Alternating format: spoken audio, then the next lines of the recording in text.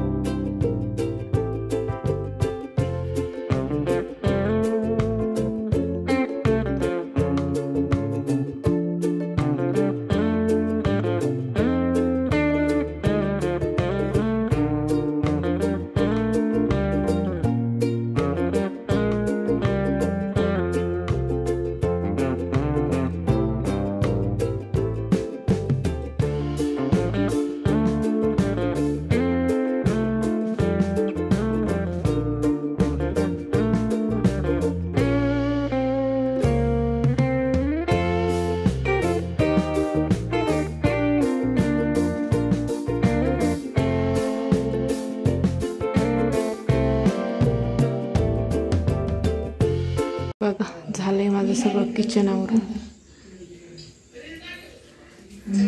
आणि आता खूप घाम आलाय। पहिलं तोंड धुते, किचन तर आवरलंय सगळं। आता त्यासाठी खिचडी बनवते, आम्ही सगळे जेवण करू। हे बघा, इथं मस्त मिरच्या तळले आणि खिचडी बनवते। झोप झाली आत्ताच आणि आता चहा वगैरे घेते। यांना पण कॉफी घ्यायची, तर यांच्यासाठी कॉफी बनवते। आणि मी झोपलेली होते, इतका पाऊस आला मला कळलं सुद्धा नाही। आता उठले तेव्हा कळलं की बाहेर पाऊस झालेला आहे। हे बघा, खूप पाऊस झाला आहे, अजून पण चालू आहे बारीक बारीक। आणि हे झाड बघा किती केवढं दिसतंय। धरा कॉफी। मी वर घेऊन येणार आहे, तुम्ही फोन नाही उचलला। मी आत्याची बरणी नेलीच कस काय किचन मधून? आत्याची थोडी येते बरणी, मी पाहत होते मला डांगरगाव भाजी खायची असते, काही सापडा मग कोण नेली? वर नेली चोरानं। आम्ही वर किचन जायची माहिती, आम्ही वर किचन बनविले। हा तुला नाही जायची म्हणून बरोबर वर गेली। शेंगदाण्याची बर्फी संपल्यावरच खाली लागत। मला धिरडे बनवायचे उपवासाचे, त्यासाठी मी इथं बगर आणि शेंगदाणे भिजत टाकले। चला, आज स्वयंपाकात तर मला जास्त काही बनवायचंच नाही, फक्त उपवासाचे धिरडे बनवायचे, बकरीचे धिरडे। आणि दादांसाठी मटकी उकडवायची, हे पण धिरडेच खाणार आहे। तर मी एकटीच राहते, तर माझ्यासाठी मी आळूच्या वड्या बनवणार आहे, म्हणजे ते पण खाते पण बनवते आता आळूच्या वड्या। खूप दिवस झाले चालू होतं बनवायच्या, तर म्हटलं आज बनवू। बघा, आळूची पानं किती मोठे झाले। आता पावसामुळे त्यांना जास्त पाणी तर ते मस्त झाले, नाही तर उन्हाळ्यात एवढे नाही राहत। तर आता कापून घेते ते।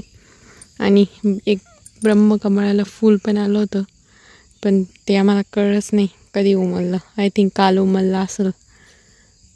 हे बघा, इथे मी पीठ बनवून घेतलंय वड्यांना लावण्यासाठी। आता ते पाण्यानं मस्त लावून घेते। मस्तपैकी वड्या लावून घेतले। आता त्या या पॅनमध्ये शिजायला ठेवते. फक्त तेल टाकून त्याच्यावर ठेवून देते आणि आलटी पलटी करते थोड्याशा. इतकं छान शिजते आणि खूप मस्त लागते.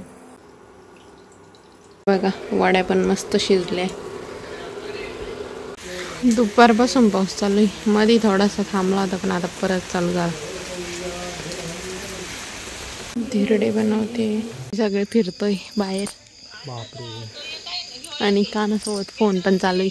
म्हणजे अन्नाचा घेऊन आणि मी बाकी देऊन झाले लय उंच डायरेक्ट असं पाहावं लागतं डायरेक्ट. पा बरं तसं इकडे आहे मी तिकडे नका भाऊ. कुठे अन्नाचा फोटो नाही ना. आता आता बा आता लय उंच आता बा किती उंच झाली. लय उंच झाले.